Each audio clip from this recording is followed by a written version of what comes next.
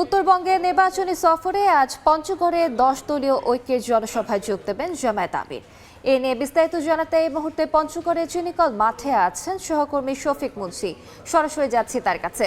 শফিক, বেলা 11টায় এই পঞ্চগড় চিনিকল মাঠে জামায়াতের আমির ডাক্তার শফিকুর রহমানের বক্তব্য দেওয়ার কথা থাকলেও কিছুটা বিলম্বের কারণে তিনি এখনো মঞ্চে উপবিষ্ট হয়নি, এবং কিন্তু আমরা যেটা জানতে পেরেছি যে তিনি পঞ্চগড়ে চলে এসেছেন এবং আর কিছুক্ষণের মধ্যেই হয়তোবা তিনি এই চিনিকল মাঠে আয়োজিত যে বাংলাদেশ জামায়াতে ইসলামী সহ দলটির নেতৃত্বাধীন যে 10 দলীয় ঐক্য, সেই ঐক্যের আহ্বানে আয়োজিত যে নির্বাচনী জনসভা, সেই জনসভায় তিনি কিছুক্ষণ পর আসবেন এবং প্রধান অতিথির বক্তব্য দেবেন। আমরা সকাল থেকে যে বিষয়টি দেখেছি যে সকাল 10টায় আজকের এই কর্মসূচি আর আনুষ্ঠানিক শুরু হলেও ভোর থেকেই কিন্তু পঞ্চগড়ের বিভিন্ন এলাকার, বিশেষ করে প্রত্যন্ত এলাকার হাজারো মানুষ তারা এই চিনিকল মাঠে উপস্থিত হয়েছে এবং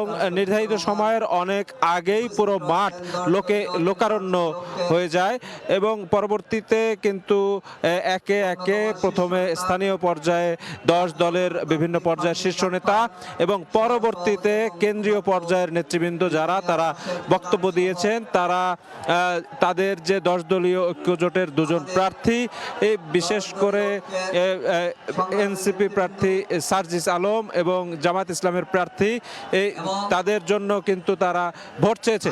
আমরা দেখতে পাচ্ছি যে এই মুহূর্তে কিন্তু এনসিপির যে প্রার্থী, বিশেষ করে পঞ্চগড়ের প্রার্থী এবং কেন্দ্রীয় নেতা সার্জিস আলম, তিনি মঞ্চে উপবিষ্ট হয়েছেন।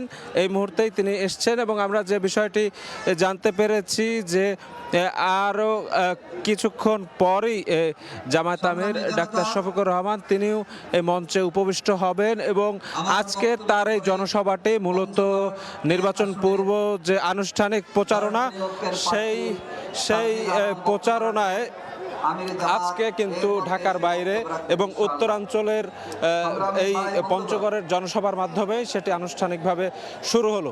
তো এই ছিল আমার কাছে পঞ্চগড় চিনিকল মাঠ থেকে আজকের যে জনসভা, সে জনসভার সর্বশেষ তথ্য। সরাসরি যুক্ত ছিলাম পঞ্চগড়ে।